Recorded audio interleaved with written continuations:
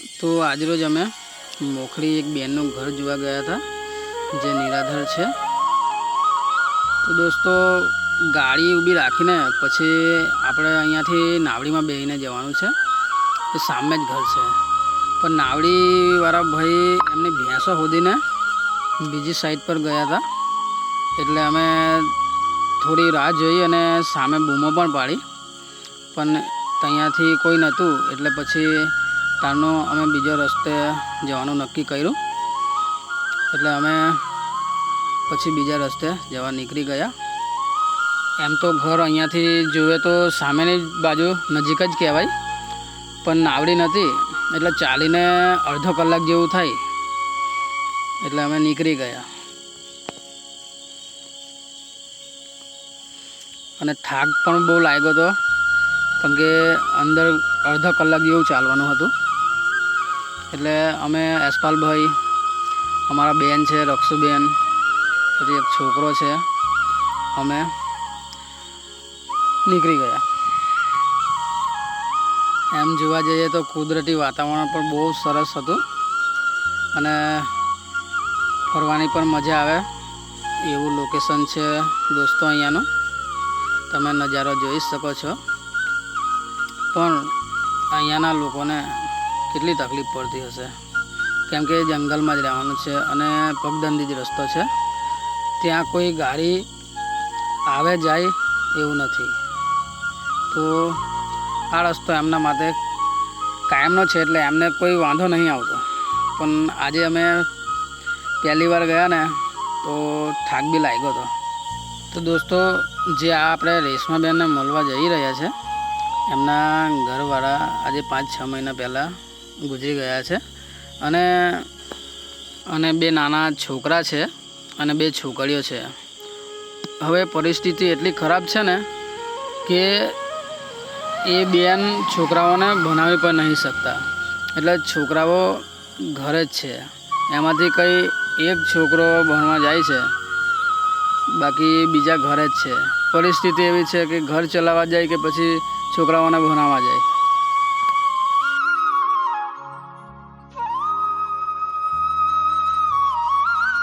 તો દોસ્તો આપણે જે બારખાઈ સેવા આપી હતી, જે પેલા નિરાધાર બેન છે એમને, તો આપણી બેન રક્ષુબેને આ વિડીયો જોયો ને તો કીધું કે અહીં પણ એક પરિવાર આવો જ છે, એટલે પછી અમે જઈ રહ્યા છીએ એમના ઘરે।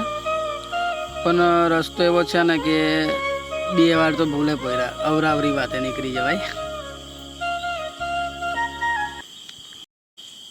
કેમ કે જે સીધો રસ્તો હતો ત્યાં તો નાવડી નથી, એટલે નદી કિનારે કિનારે અમે જઈ રહ્યા છે।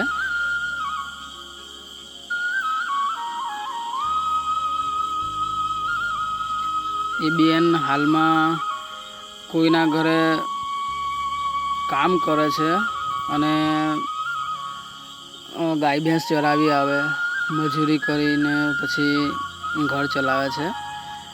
અને પાણી પણ તરસ લાગી હતી, તો વચમાં પાણી આવી ગયું હતું, તો અમે બધાએ પી લીધું અને પછી પાછા આગળ અમે ચાલવા માંડ્યા। અમારા જિગ્નેશભાઈ તો પાછળ જ રહી ગયા હતા, એ ભાઈ હિંમત હારી ગયા હતા કે અમારાથી ચલાય એવું નહીં, એટલે પછી અમે 4 જણ આગળ વધી ગયા। પહેલાં તો અમે અમારી ફોઈના ઘરે ગયા હતા, તો એમણે કીધું કે આ એક ડુંગર ચડવાનો અને બીજો ડુંગર તમે ચડશો એટલે ઘર આવી જશે એમ, પણ અમે કીધું આટલું બધું ચાલવાનું એના કરતાં કોઈ બીજો રસ્તો એમ, તો કે ગાડી લઈને જવાનું અને પછી નાવડીમાં બેસીને તમે જશો એટલે સામે જ છે એમ।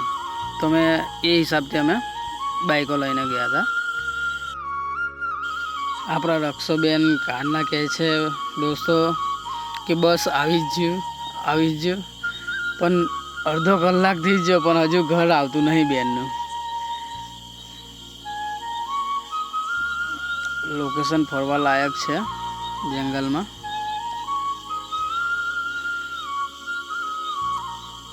આપણે રવિવારે પાછું આવવાનું જ છે અહીંયા જ બેનને મદદ આપવા માટે, તો જે પણ ભાઈઓએ આવવું હોય એ રવિવારે તૈયાર રહેવાનું.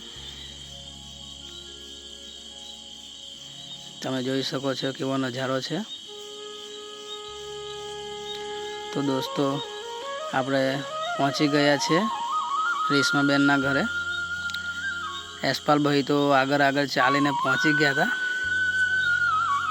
પણ અમે થાકી ગયા હતા એટલે ધીમે ધીમે આવ્યા હતા. તમે બેનનું ઘર જોઈ શકો છો.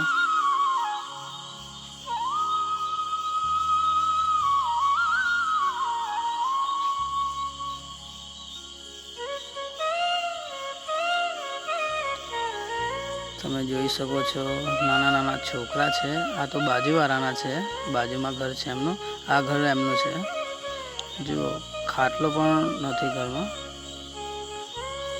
ઉપર ઊંઘવાનું છે અને નીચે ખાવાનું બનાવવાનું એવું છે. આ ખાટલો પણ બાજુવાળા ભાઈનો હતો. હવે આપણે રવિવારે પાછા આવીશું અને જે આપણાથી બનતી મદદ છે એ આપણે આપીશું.